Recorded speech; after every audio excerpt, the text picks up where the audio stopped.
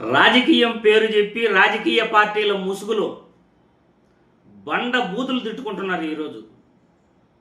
జగన్మోహన్ రెడ్డి గారి సతీమణి రాజకీయాల్లో ఉన్నారా? ఏం చేశారు భారతీరెడ్డి గారు?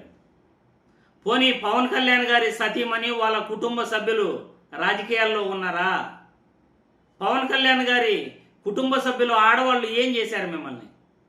పోనీ చంద్రబాబు గారి కుటుంబ సభ్యులు ఆడవాళ్ళు మిమ్మల్ని ఏం చేశారని ఏదైనా ఉంటే మీరు తేల్చుకోండి, మీరు కొట్టుకోండి, మీరు కొట్టుకొని సావండి. ఎవడికి ఇబ్బంది లేదు. కుటుంబ సభ్యులు ఏం చేశారు మిమ్మల్ని? కుటుంబ సభ్యులు జోలికి ఎందుకు వెళ్తున్నారు? ఎందుకు ఆడవాళ్ళ జోలికి వెళ్తున్నారు? మిమ్మల్ని ఎవరైతే తిడుతున్నారో వాళ్ళపైన మీ కక్ష తీర్చుకోండి, వాళ్ళని మాట్లాడండి, వాళ్ళపైన కేసులు పెట్టండి. న్యాయస్థానాలు ఉన్నాయి, చట్టాలు ఉన్నాయి. ఒకరు ఏదైనా తప్పుగా మాట్లాడితే కోర్టు మెట్లు ఎక్కండి, పోలీస్ స్టేషన్ల మెట్లు ఎక్కండి. వాళ్ళు తిట్టారు కదా అని మనం తిట్టుతామా? వాళ్ళు తిట్టారు కదా వాళ్ళ ఇంట్లో ఆడవాళ్ళని తిడతారా? వాళ్ళ ఇంట్లో ఆడవాళ్ళు మిమ్మల్ని ఏం చేశారు? గత కొద్ది రోజులుగా రాజకీయం పేరు చెప్పుకుని రాజకీయ నాయకుల ముసుగులు, రాజకీయ పార్టీల ముసుగులు వ్యక్తిగత విమర్శలు చేసుకుంటూ కుటుంబాల జోలికి వెళ్తున్నారు. కుటుంబంలో ఆడవాళ్లను నడి రోడ్లోకి తీసుకొస్తున్నారు. నోటికొచ్చినట్లు మాట్లాడుతున్నారు. ఇలా మాట్లాడటం రాజకీయం అనుకుంటున్నారా? మీకు దమ్ము ధైర్యం ఉంటే ప్రజా సమస్యల గురించి మాట్లాడండి. ప్రజలకు సేవ చేసే దమ్ము ధైర్యం ఉంటే ఒక్కసారి ప్రభుత్వ ఆసుపత్రులకు వెళ్ళండి. పేదవాడి ప్రభుత్వ వైద్యం అందుతుందా లేదా పరీక్షించండి. మీకు దమ్ము ధైర్యం కలేజా ఉంటే బాలుర సంక్షేమ హాస్టల్కి వెళ్ళండి, బాలికల సంక్షేమ హాస్టల్కి వెళ్ళండి. అక్కడ వసతులు కరెక్ట్గా ఉన్నాయా లేదా చూడండి. ప్రభుత్వ బడులకు వెళ్ళండి, అక్కడ వసతులు కరెక్ట్గా ఉన్నాయా లేదా, పిల్లలకు వాళ్ళ సమస్యలేంటో తెలుసుకోండి. ఇంటింటికి తిరగండి, నగరంలో ప్రతి వార్డు తిరగండి. డ్రైనేజీ సమస్యలు చూడండి, రోడ్డు సమస్యలు చూడండి, వాళ్ళ ఆరోగ్య సమస్యలు తెలుసుకోండి. ప్రతి గ్రామానికి వెళ్ళండి, వ్యవసాయదారుల కష్టాలు తెలుసుకోండి.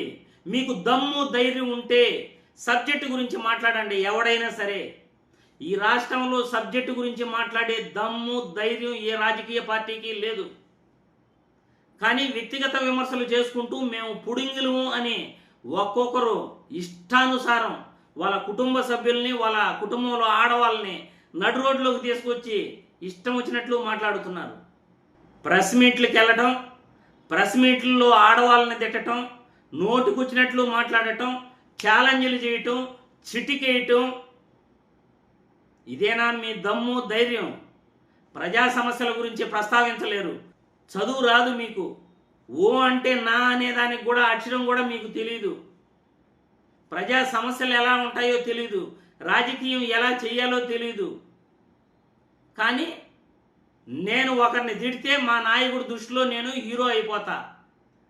నేను ఒకరిని తిట్టానంటే ఒక పెద్ద నాయకుడుగా, పెద్ద నాయకురాలుగా గుర్తింపు నాకు వస్తుంది అని ఒక్కొక్కరు రెచ్చిపోతున్నారు. బలమైన చట్టాలు లేక మీరు ఈ విధంగా మాట్లాడుతున్నారు. కానీ బలమైన చట్టాలు కానీ తీసుకొచ్చి ఉన్న చట్టాలను కానీ అప్లై చేసి పోలీస్ అధికారులే నిజంగా వాళ్ళు రాజకీయ నాయకులకు తొత్తులుగా మారకుండా నిజంగా పోలీస్ స్టేషన్లో కంప్లైంట్లు ఇస్తే, వాళ్ళు నిష్పక్షపాతంగా వ్యవహరిస్తే మీరు ఆ విధంగా మాట్లాడరు. నిజంగా ఇటువంటి పరిపాలన, ఇటువంటి ప్రభుత్వాలు మాకు అక్కర్లేదు, ప్రజలకు మాకు అక్కర్లేదు అనిపిస్తూ ఉంది. రాష్ట్రపతి పాలన కావాలి అనిపిస్తూ ఉంది. లేకపోతే మళ్ళీ బ్రిటిష్ వాళ్ళు వచ్చి రాష్ట్రాన్ని పరిపాలిస్తే బాగుండు అనిపిస్తూ ఉంది. ఆ విధంగా మీరు రాజకీయం చేస్తూ రెచ్చగొడుతూ కుటుంబాల జోలికి వెళ్తున్నారు. కుటుంబంలో ఆడవాళ్ళని నడు రోడ్లోకి తీసుకొస్తున్నారు. రాజకీయాల్లోకి లేని వాళ్ళని నడు రోడ్లోకి తీసుకొచ్చి అసభ్యంగా మాట్లాడుతున్నారు. కానీ ఒక్కరికి కూడా చదువు రాదు, సంధ్య రాదు. ఒక్కరికి కూడా సబ్జెక్ట్ నాలెడ్జ్ లేదు. ఒక్కరు కూడా ప్రజా సమస్యల గురించి మాట్లాడరు. ప్రజా సమస్యల గురించి మాట్లాడండి, ప్రజల గురించి ఆలోచించండి. ఎప్పుడూ ఆ కుర్చీ కోసమే ఆలోచిస్తారు, పేరు కోసమే ఆలోచిస్తారు. మీ నాయకుడు దృష్టిలో మీరు పడేందుకే ఆలోచిస్తారు. ఇదేనా రాజకీయం? ప్రజలు చీకొడుతున్నారు మిమ్మల్ని చూస్తూ ఉంటే.